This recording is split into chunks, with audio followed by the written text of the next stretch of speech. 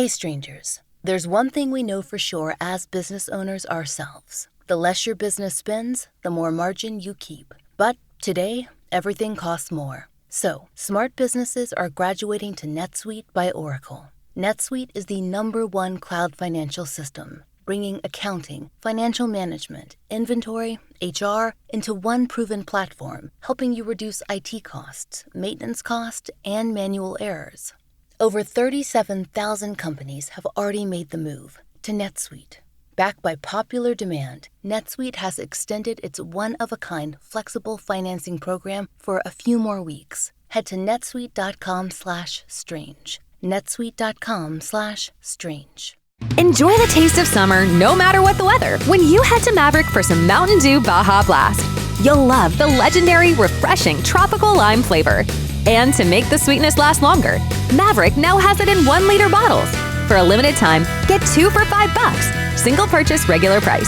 Plus, Adventure Club members get 25 bonus trail points with purchase. So blast into Maverick today and enjoy that unmistakable Baja flavor. Maverick.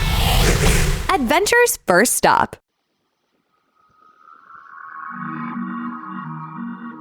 I'm Laurah Norton, and this is One Strange Thing, the show where we search the nation's news archives for stories that can't quite be explained.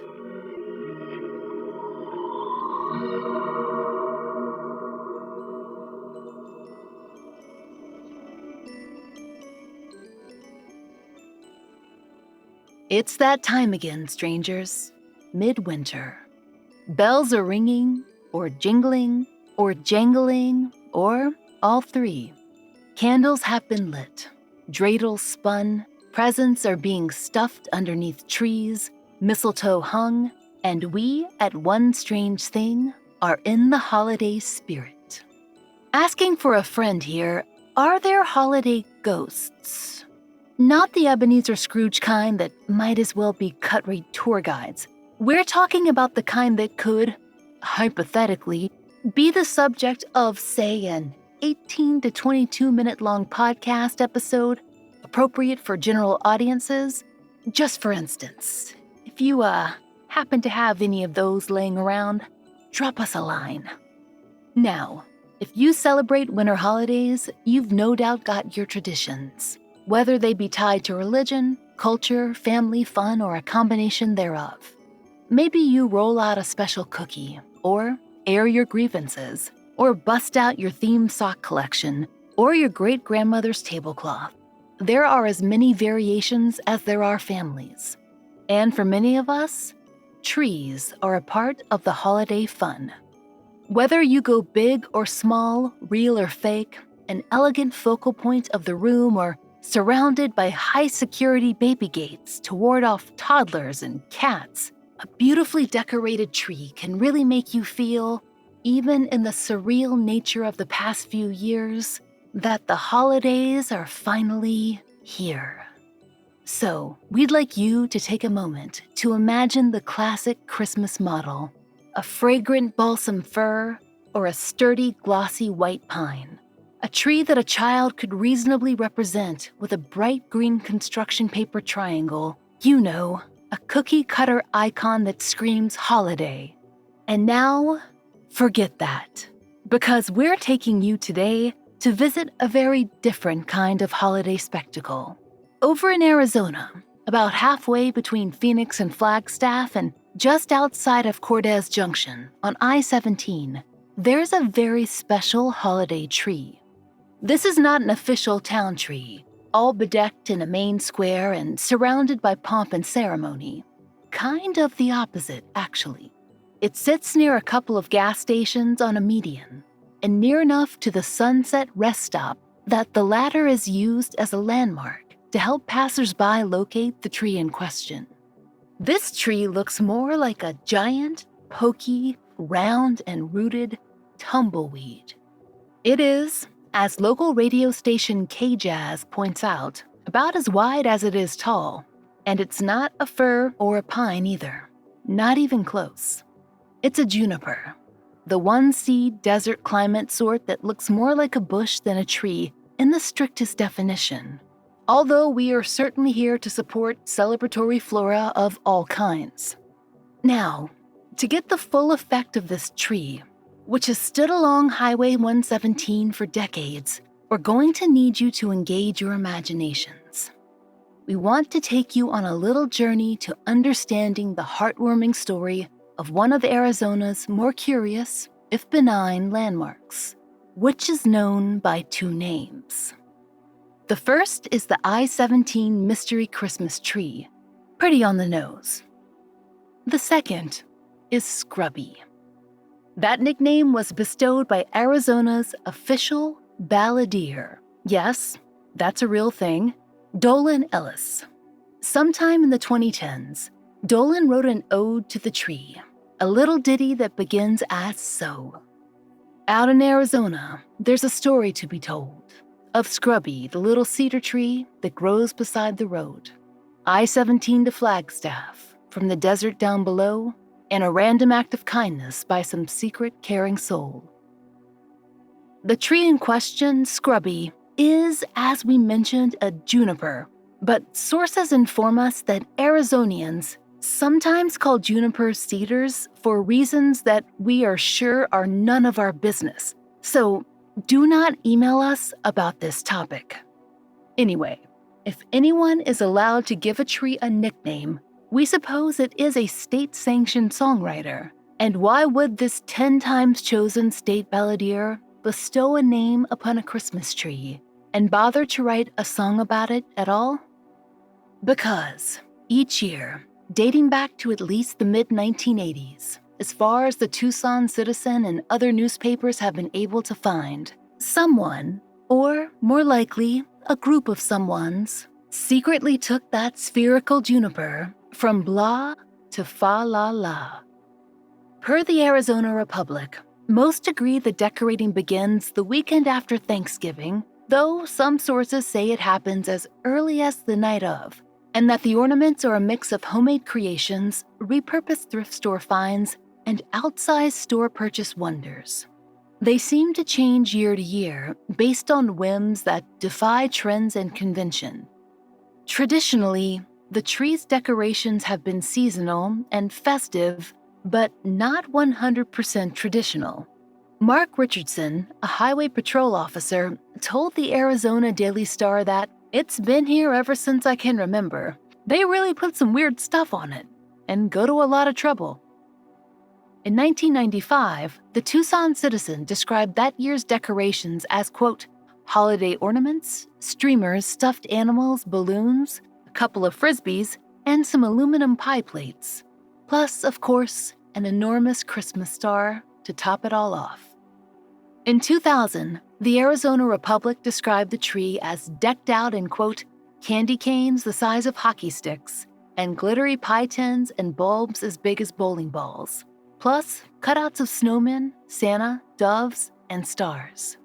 After the September 11th attacks, the Republic reported that, in December 2001, quote, the magic tree is back just when we need it most and in the way we need it most.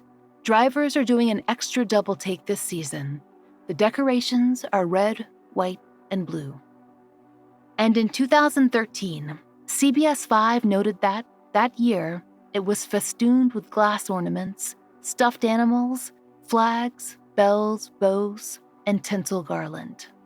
A Flagstaff resident, Jeff Chastain, told the station, every holiday it's changing and it's very elaborate. Jeff Chastain seemed to have been correct. As an anonymous Arizona Republic reporter wrote, rather poetically, in 1997, no matter the conglomeration, quote, the strange annual blossoms radiate on the branches in musical bounty. Now, you might be thinking to yourselves, well, okay, podcasters, it's a strange place for a Christmas tree, and fair enough, it's a weird tree to choose for a holiday display, and all the stuffed animals are a little wild, but the pie plates are actually a pretty good idea, really, if you're shooting for reflective. Ah, but then you'd be getting off topic, wouldn't you? Yes, you would.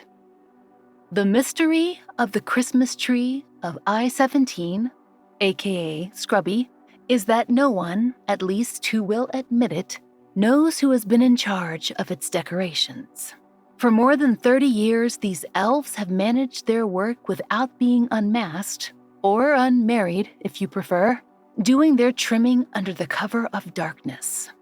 Now, some of the patrolmen who drive the rural highways claim to have seen a decorator or two, and there are locals who, on various forums, also hint that they know who's behind Scrubby's holiday suit.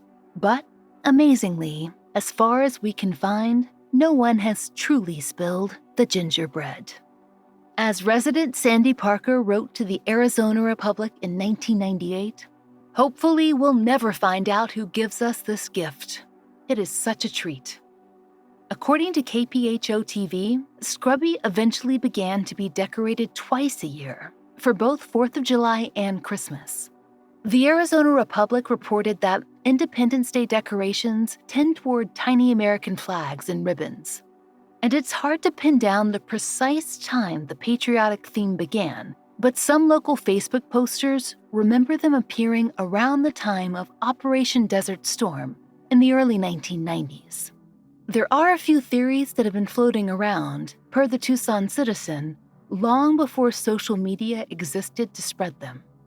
In 2000, an Arizona Republic reporter spoke with Doug Nintzel, then of the Arizona Department of Transportation, who said he'd been driving past the tree for years. "I've heard all the rumors about a group from Acrosanti or that it's a local family that gets together. They do a great job of keeping it a mystery, though. We don't have people sharing any secrets. It's a mystery most of us hope is never solved. I think we need that kind of stuff, especially this time of year. Something that continues as a tradition without being spoiled." Acrosante, in case you're wondering, is a town less than 20 minutes away from the mystery Christmas tree. And why would locals suspect this particular place? Well, it's not your run-of-the-mill town. According to its website, it's an intentional community designed via arcology, a blend of architecture and ecology. And when its founder began construction in 1970, he, quote, blended cosa and anti, meaning against things, tossed in his other portmanteau and, we guess, called it a day on naming. As you might imagine, such a place is an artist haven, and not the last town on your list if you're guessing at a possible mystery creative endeavor. But the experimental community, which even now gives tours and hosts guests, well, to us anyway, it really doesn't seem like the type of place to decorate trees with stars and flags. Others believe that it has to be the Department of Transportation itself that's arranging the whole thing. And if that's the case, well, good deflection, Doug Nitzel. One piece of support for the Department of Transportation theory is, of course, that they allow the decoration at all. Per the Republic, the department tends to look down on highway displays, but they've allowed the mystery Christmas tree for decades. Then again, as an ADOT area supervisor, Felix Gabaldon pointed out to the Tucson Review in 1995, really, it's such a small thing, and they take it all back down every year. And we suppose that it wouldn't earn an already beleaguered city department much general public goodwill to destroy a widely beloved holiday decoration. And if ADOT does happen to know a sad backstory, well, all the more reason to grant it an exception. That sentiment seems to have stayed with ADOT employees. Nearly 20 years after Doug's original interview, another ADOT employee, engineer Greg Ginch, seemed to echo the sentiments of employees that had come a generation before him. In 2011, he told the Arizona Republic that the department wasn't especially interested in dismantling the decorations. I think we treat this as a little bit of a special case. It's a very rotund and happy Christmas tree. A number of locals from surrounding towns seem to favor the lost loved ones theory. The commenters on a Facebook page for a local independent newspaper, the Prescott Times, turned out to be a helpful resource for us. For instance, in 2020, one local wrote, "I would bet that the people who decorate it do it as a tribute to someone who died there. It sounds like a grief tradition, and that would explain the dedication of over 30 years. And another responded, I do think it's a tribute to lost loved ones. I'm native to Arizona. When my kids were little, in the late 60s, maybe 1970, we were coming home from camping in Oak Creek Canyon, and right at that spot there was a fatal accident. I believe several people died that evening. I have always believed that it's the family or families of those that lost their lives that day. It would probably have to be more than one generation after all these years. If it isn't the Department of Transportation or the Highway Patrol, well, this story, or something like it could make sense. We've all seen highway memorials, left by family and friends. If something happened at Christmas for a family that was on their way to celebrate, that grief might need a bigger marker. And maybe, if they were a certain kind of family, they would turn that grief into a joyful creation for others to gaze on. It's pure speculation on our part, of course. Don't mind us. We do tend toward the miraculous this time of year.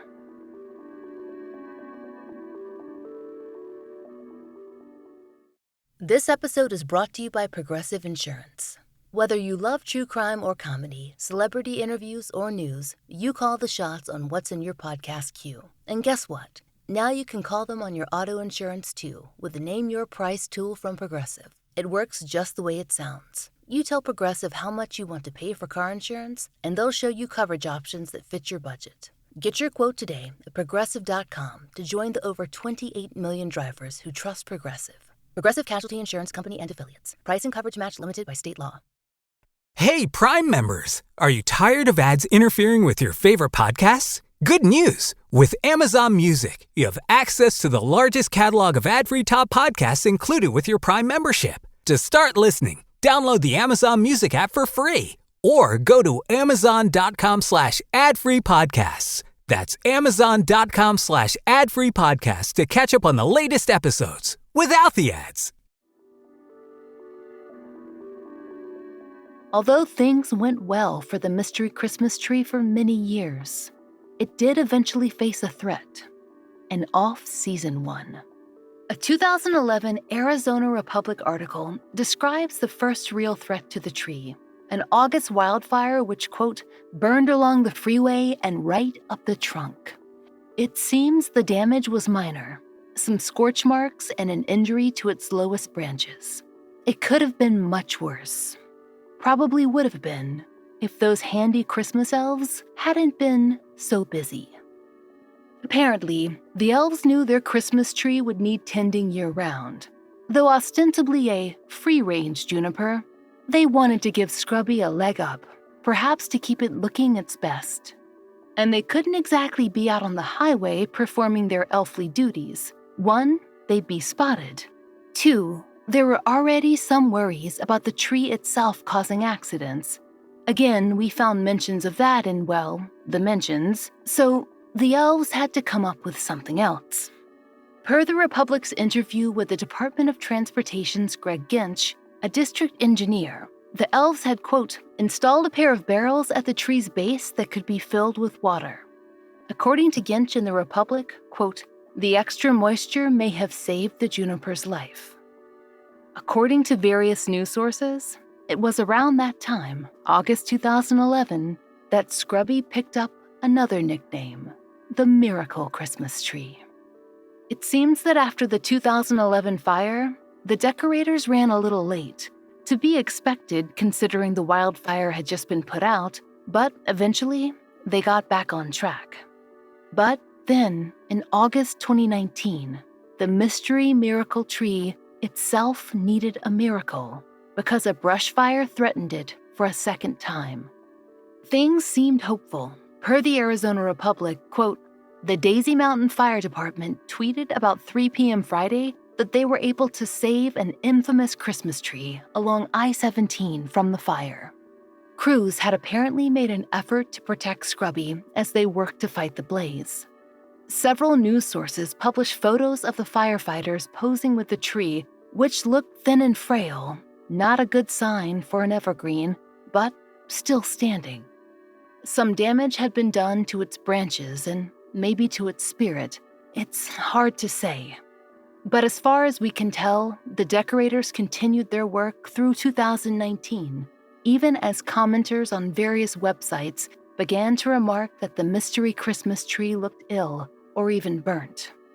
There seems to be proof that in 2019, the tree wore its star. Its elves weren't willing to give up, and Dolan Ellis's cheery tune was played at a store nearby the tree itself, a little local establishment that also sold copies of a children's book dedicated to the story of Scrubby itself. If we stopped right now, friends, we'd be leaving you with a nice, cozy mystery of a little, or, well, fairly big tree that, while tattered, got to star in its very own song and hyperlocal phenomenon. Except for one strange thing. In December 2020, stories appeared stating that, for the first time in anyone's memory, the mystery Christmas tree had not been trimmed, all merry and bright. It seems the elves had gone back to the North Pole, or maybe abandoned us altogether. Poor Scrubby was looking very lonely. The Arizona Republic ran a photo taken by local Gary Miller, who shared his image on Facebook. Based on his photo, in December 2020, the tree stood ragged from the 2019 fire, an evergreen gone bare. There were a few decorations, possibly left over from the 4th of July, that seemed to be strung along the inner seams of its twiggy skeleton. Someone on Facebook described them as Halloween decorations, but we don't have verification of that. We can say that the clearest is a smallish American flag, very tattered, that still clings to an upper branch. So it's possible that not only did the Christmas decorations not go up, but maybe the 4th of July decorations never came down. Was Scrubby too delicate, too injured to receive decoration? Or had the strange shape of 2020, the utter shift of the world, carried away the elves' cheer? Or had the onslaught of the pandemic, the lockdown, or even personal illness rendered them unable to attend their duties?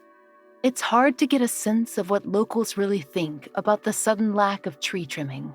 Both in the comments on news articles and local websites, stories vary. On a Prescott Times Facebook post, one local claimed that the tree had been decorated for Christmas 2020 at some point, but that the Forestry Service had taken down the Christmas ornaments because of some concern over animal safety.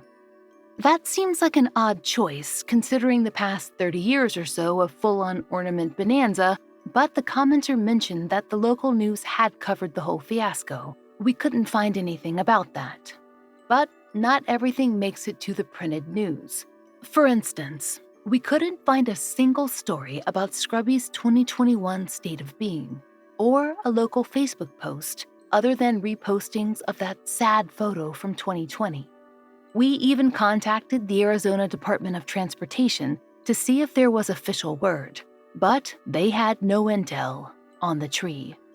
So we did what any intrepid podcasters must eventually do, a little analog fact-checking. That is, we made some phone calls. After a few calls to local businesses in the area near the tree, which is easy to pinpoint thanks to all the handy tourist attraction websites, we compiled some interesting information. Now, take this as unverified. And if you're from the area, we'd love to add your thoughts to the mix. But based on what we were told, it sounds like Scrubby is once again undecorated. One local told us that there are now several American flags in its immediate vicinity, possibly laid there or maybe drifted down from last year's 4th of July decorations. We simply can't say. This local told us that the tree is in such bad shape that there are plans to remove it because it's become a hazard. Not a very cheerful end for a joyful Christmas tree. Poor Scrubby. But then, a bit of hope. One local told us that recently, another tree, a little ways down the road, had begun to take the mystery Christmas tree's place. Now, it was a new tradition, the local cautioned us, and people weren't hiding who they were as they decorated. Daylight elves, you might say. But this year, they've begun to trim the tree all the same. After Thanksgiving, for the motorists on I-17 to spot as they zip down the interstate toward Flagstaff or Phoenix, depending on your point of view. And if that's true, and we have no reason to disbelieve our Arizona correspondents, well, we think that's downright lovely. Maybe not a miracle or a mystery in the sense we usually think of them, but a small and lovely piece of the human puzzle that always seems to spring forth, no matter what. Hope, resilience, you might want to call it. The ability to recognize that the old is gone, but that the new can be, and be beloved, too.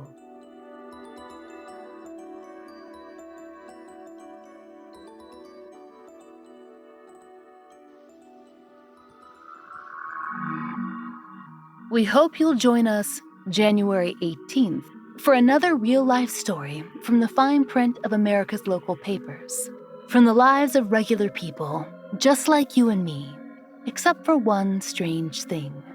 Oh, and strangers. One Strange Thing is an entirely independent production. To support the show and to hear more of the entirely true and enticingly peculiar, join us over on Patreon. There you'll get ad-free early releases of our regular episodes, full-length bonus episodes, blogs, and monthly live streams, all for $5 a month. We hope you'll check it out. There's a link in the show notes.